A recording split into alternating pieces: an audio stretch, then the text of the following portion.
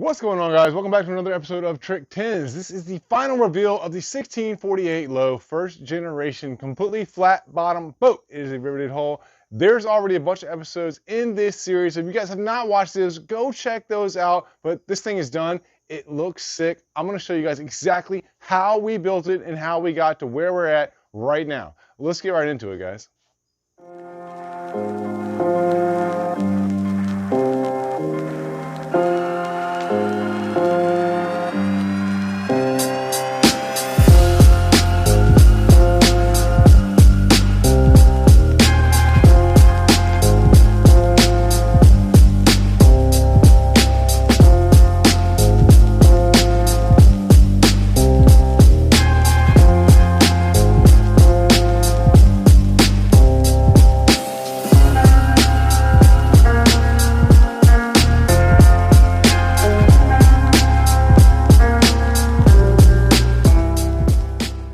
Alright guys, today's video is sponsored by ArcCaptain. Now in the past we have tried out some machines from them. They were nice enough to send us the TIG 200, the MiG 205, and the Cut 50, which are all nice machines. They're very inexpensive, which makes it nice. It's perfect for entry-level guys, and they're nice enough to send us some more products. We're going to be doing a giveaway.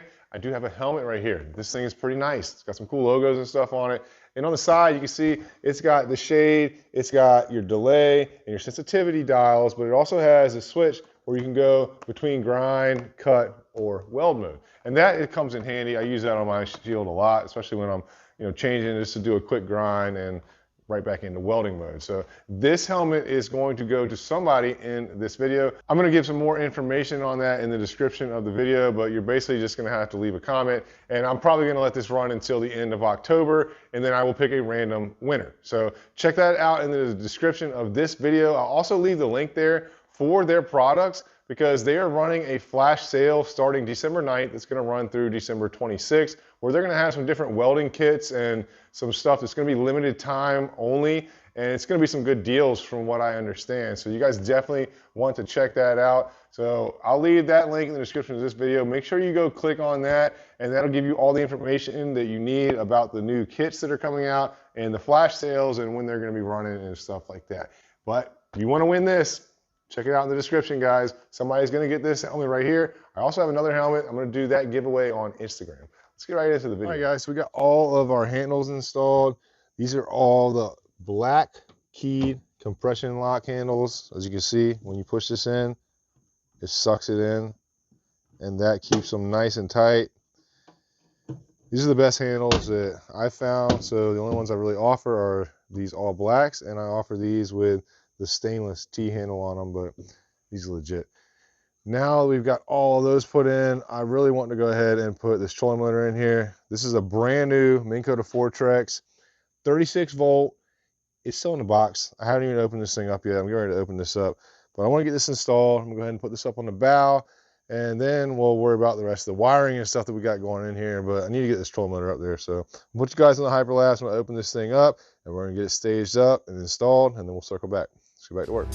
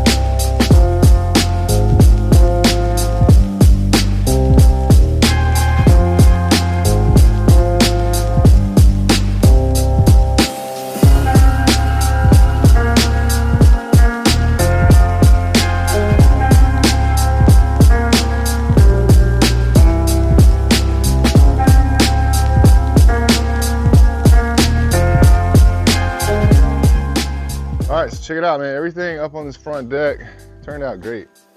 We got the foot pedal installed. You see how I do that?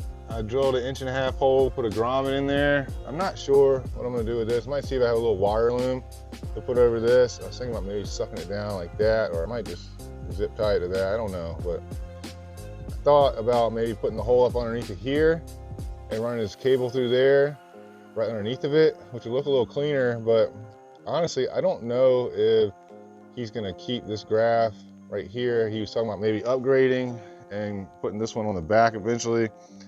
And I mean, this way he has the option, if he does take this off and wants to use a different style mount or something, it just has 4 little holes in there that the screws are attached with. And honestly, if you take those out, the way this turf is, you probably won't see them. But if I cut a hole in there, you know, that's like a 2-inch hole to pull those cables through, he'll be locked in with that there forever. So I'm gonna leave it like that.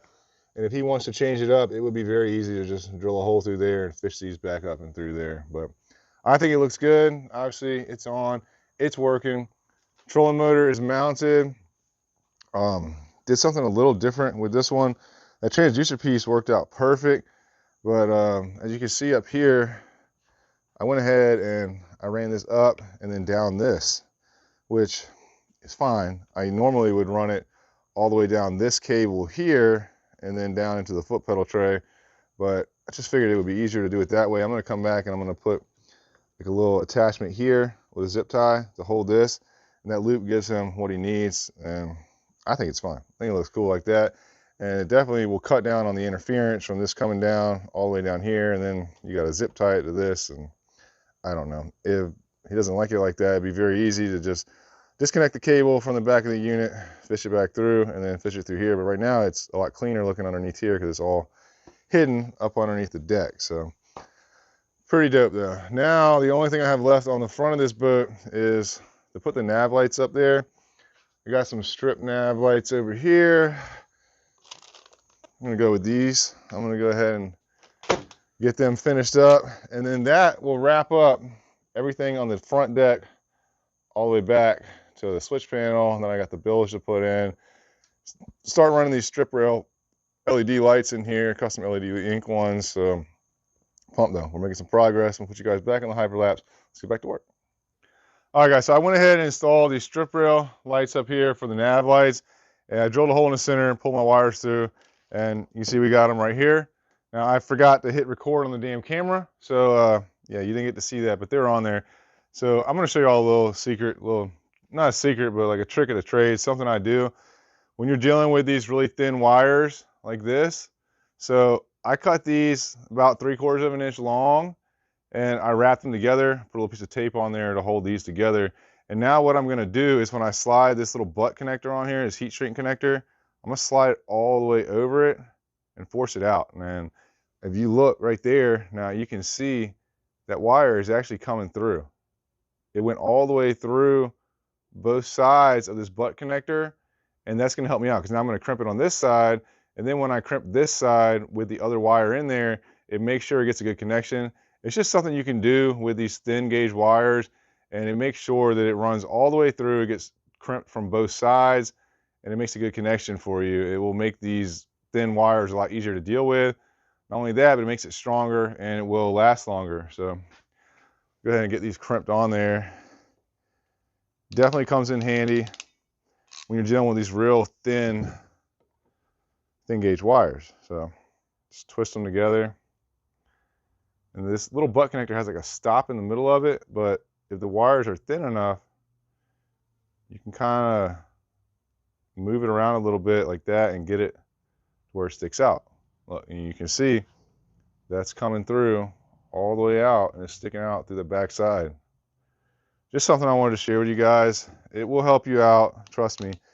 A lot of these little cheap LED lights come with really thin wiring on them. That's why I use the big strip rail lights that run the whole length of the boat from Custom LED Ink, because they have a nice thick gauge wire. It makes it a whole lot easier, and obviously they will last tremendously longer than these will, but these are going to be fine just for these nav lights. Same thing with my internal lights that I use. They got pretty thin wire on them too, so I do the same trick with them, and I've had pretty good luck with it, so pretty sure it'll work out good for you guys too. And we're just going to put these in the other side.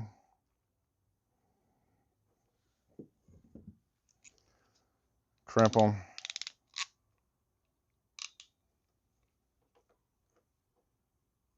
And with these front lights, it's pretty simple. It's a black and a red, so we're jumping them together into a black and a red.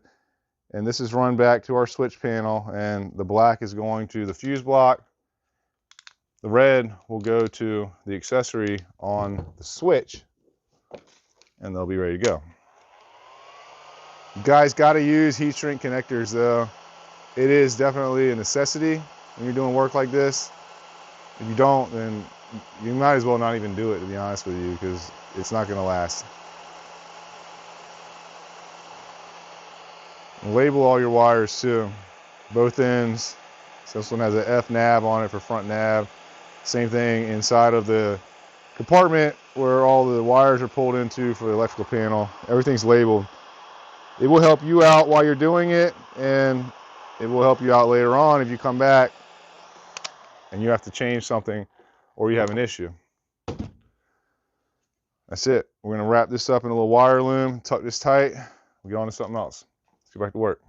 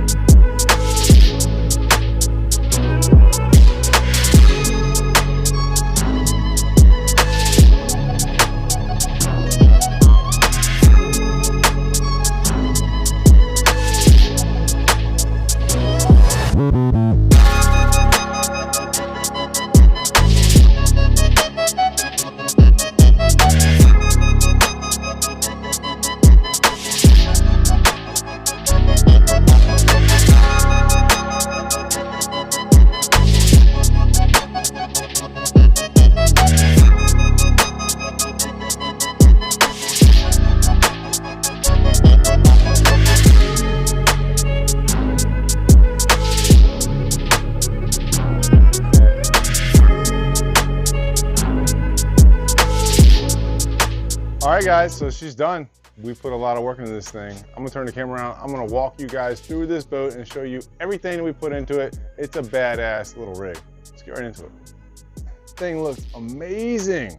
Turned out dope, man. I just went ahead and hung this Yamaha outboard up here. That motor is shining. That thing is brand new.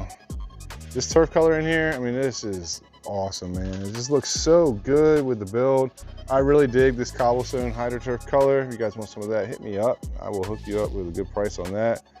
But man, this thing turned out sick. Let's go ahead and let's do a full walkthrough. I'm gonna turn some lights on real quick. These are our compartment lights, and then this is our three-way lights from Custom LED Inc. You flip the switch one way and they're green, opposite way, they're white. Leave them on white just for the walkthrough. Man, it's a sick little build, man. I wish I had a chance to take this thing on the water, but let's start back here on the back. Now on the transom, we got this Yamaha, and I've got a transom hatch back here with the cutout and notch, two handles on either side. Inside of here, we've got his gas tank, a bilge pump on that side. I mean, he's still got a little bit of storage in there. Look, HydroTurf came out with a new logo. It's pretty cool. Yeah, their old one was just literally HydroTurf in gigantic letters. It was about 18 inches long, so I would assume that's a whole lot easier for them to make and give out, but I think it's pretty dope. But yeah, he's got lots of room inside of here, guys. This thing turned out perfect. Right in front of that, we've got normal stuff. We got two hatches in the bench. Lots of room inside of here. The whole back bench seat is basically just storage. Lots of room, lots of storage. Sick, man. This is where all the tackle, and I mean, honestly, he might even just be able to give this to his wife and kids and let them put all their stuff in here, because he has a ton of storage up there. We went a little overboard on the storage, but you know, sometimes you got to do that. I did install one of my custom Trick 10s drain plates in here, and I actually just got about 100 of those. So if you guys want those are going to be hitting the website very shortly, but hit me up if you want some. I'm going to be able to sell these things pretty cheap too, because I got a good deal on them. I did go ahead and throw 2 cup holders in this side, and that helped out with running wires, because you can pull this out, you can stick your hand in there, fish the wires through, help out. But this gives him a nice area on the side where he could set a rod, or his kids can sit over here. And he's got 2 cup holders. I figured 2 cup holders was a good idea, because he's got kids, and you never have enough cup holders for your kids. You don't want them spilling their drinks everywhere, so 2 cup holders I think is a good idea in this back area back here. And I mean, he's still got tons of floor space in here. The kids can sit down low. It's safer. He's got younger kids, so I think it's a good idea. I really do. I mean, that big floor space is going to be nice. He has his wife and kids out, and they're just cruising. They have a big area they can hang out and play. And he's still got room to put a big cooler or something in here if he wants to. That size of rod locker over there, we'll check that out in just a second. But into our front deck. Now this right here is our electrical panel hatch. You just saw I turned the switches on in here. This thing turned out sick though. Perfect size. Remove these screws on either side. You can take the pan out like you saw earlier and access the pumps for the live well or any of the wiring inside of there. Center hatch, that's his existing live well that was in there. We put the flow right system in there, and we actually took that live well out and we welded up all the rivets that were in there and installed it without any of the rivets in there. It's probably a whole lot better that way.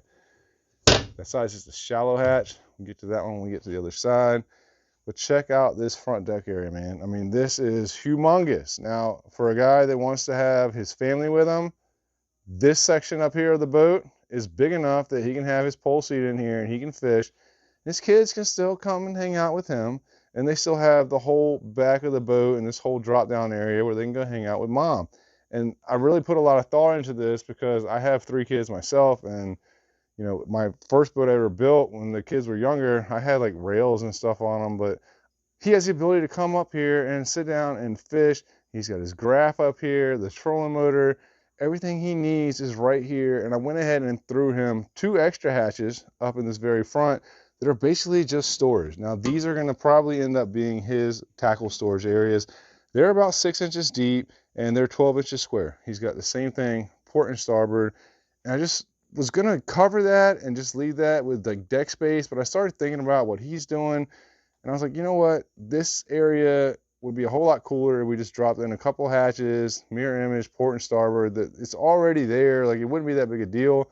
So that's what we did, and I think it's gonna make a big difference for him.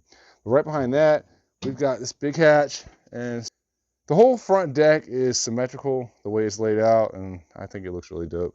Inside of here, we've got his charger from Watt Cycle, and then we've got 4 batteries in there. We got a 100 amp hour and 350 amp hours. Everything is hooked up. We've got LED lights inside of here. He does have a little bit of storage up in front of those batteries, and he has a decent amount of storage right here. This is a pretty big area. This is like 36 inches by about 17, 18 inches worth of storage right here where he can keep stuff in here.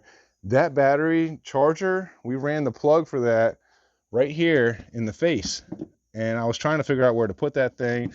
A lot of times I put them in the back, but I figured that's just as good a place as any. It was easy access for me to install it. It's right here, so we don't have to like extend it or anything, and he'll be able to just reach in here and plug an extension cord in there to keep his batteries charged up. But yeah, man, between this hatch where he can put a lot of big tackle stuff, and he can even put like life jackets and stuff in here if he wanted to, having this hatch here for his, you know, small terminal tackle and stuff. I mean, the front deck of this thing is sick. It's a sweet setup, and he still has all this area up here if he decides he wants to get up here and stand up, or if they beach the boat and then they're loading and unloading, kids getting in and out, leave all this area up here on this side opened up just for that purpose. I did go ahead and throw some cleats in here. These are cheap little plastic pop-up cleats. Obviously this one is just screwed into the deck, so this is more so just a docking cleat, not meant for you to be towed by or anything like that, but it serves its purpose, and it will work perfectly for, you know, docking lines when you're loading and unloading the boat. We installed his Minn Kota Fortrex up here, 36 volt. This thing's a beast. It's going to pull this boat probably at least 6 to 7 miles an hour by itself. Did install his transducer on the bottom of it. I mean, it turned out perfect.